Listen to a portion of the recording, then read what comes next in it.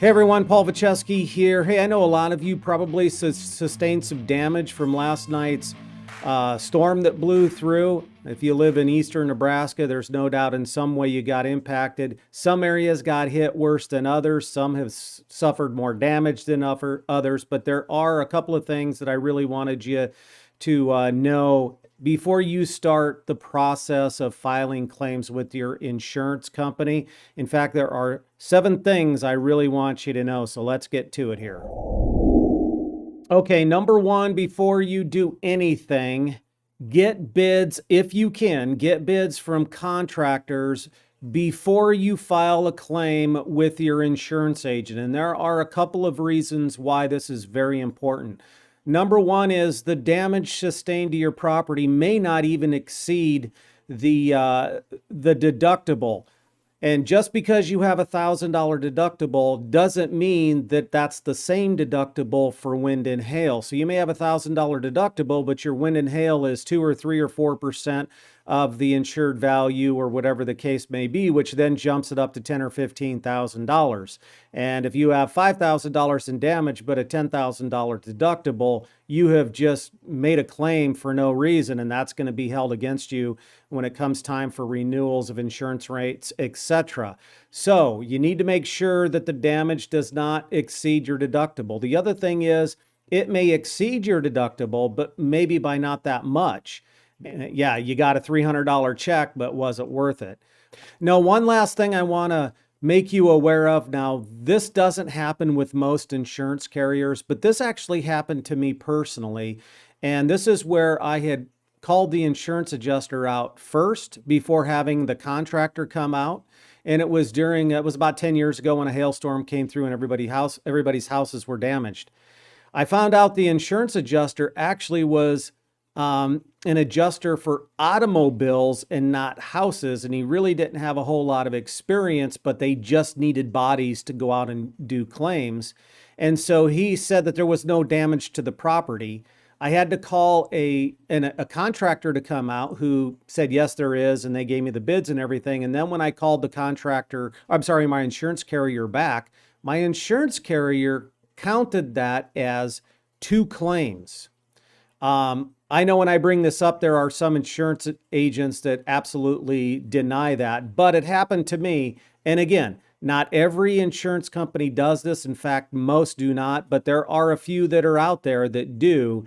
And that's why it's just better and easier if you just get the contractor out there to get you a bid first before calling your insurance adjuster. And don't forget, you have plenty of time to make the claim.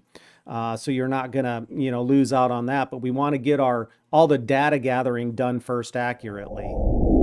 Number 2, keep detailed copies of receipts, work orders, contracts that you may have signed, paid invoices, whatever the case may be, if you have to get the work done prior to that adjuster coming out there. Remember, it may be several weeks before that adjuster gets out there. The other thing that is so important, make sure that you take photos and videotape the raw damage. So 3-4 weeks from now, after you've already had the work completed, you have that documentation and the record keeping to provide to that adjuster. Because if you're a landlord, you may have to get that property ready because you have a tenant in there and you can't wait. So it's very important. Keep detailed copies of all the documentation, work orders, canceled checks, all of that stuff. That's going to be very important.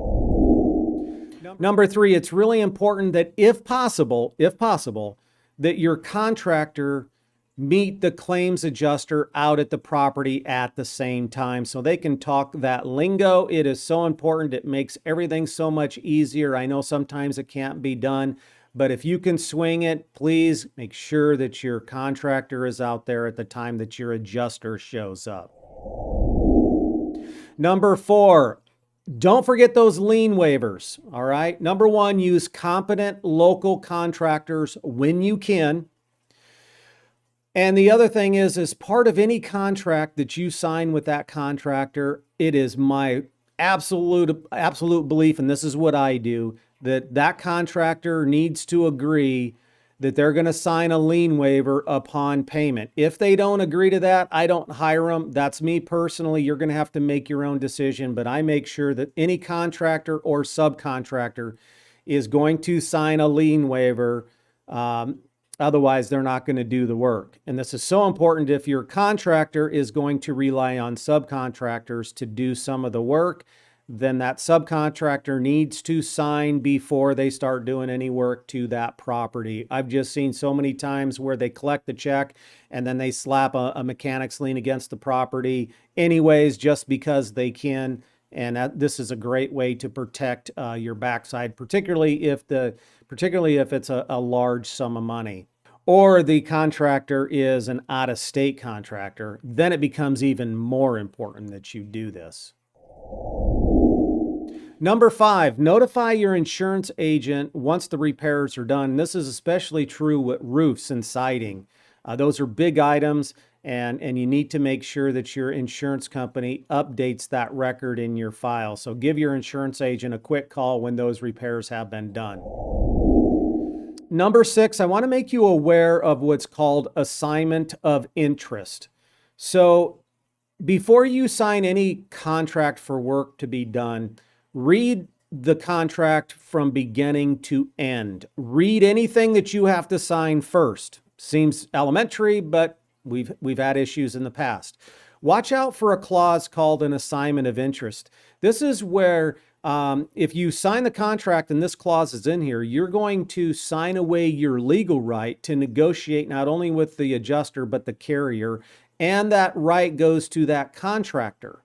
That's a big deal. You don't want to do that. It's okay for your contractor to assist you in those negotiations, but you never want to sign your right away. Now, having said that, some insurance carriers have what we call preferred vendors or preferred contractors that you can use, and a lot of times they'll waive the deductible, and it's kind of a guaranteed type thing. And I'm not saying that's a bad deal. However, if you choose to go that route, many times what happens is that contract will include the assignment of interest clause in there, and you have to make the determination at that point whether or not you want to sign it. But if you are hiring the contractor and you're not going through your insurance company or use one of your insurance company's preferred contractor, please make sure this isn't in there.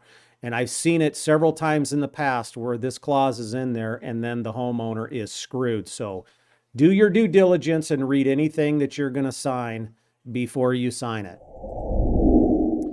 All right, last but not least, if it's looking like that your claim or the damage to your property is going to be pretty excessive, it's going to be a lot of damage, you might consider hiring what's called a private insurance adjuster. Typically, these private insurance adjusters were prior insurance adjusters or contractors that have a lot of experience working with insurance companies. They know all the little dirty secrets and all of that. I used a private insurance adjuster one time when I had a total loss on a property, and the insurance company was offering me X amount of dollars. They were not budging. I hired a private insurance adjuster. Typically, they get paid a certain percentage of the total claim. However, I found out that the insurance company was offering me 60% of what I was actually entitled to. So any fees that I paid that private insurance adjuster, I got way more money than what I paid that insurance adjuster for their services. So don't discount that.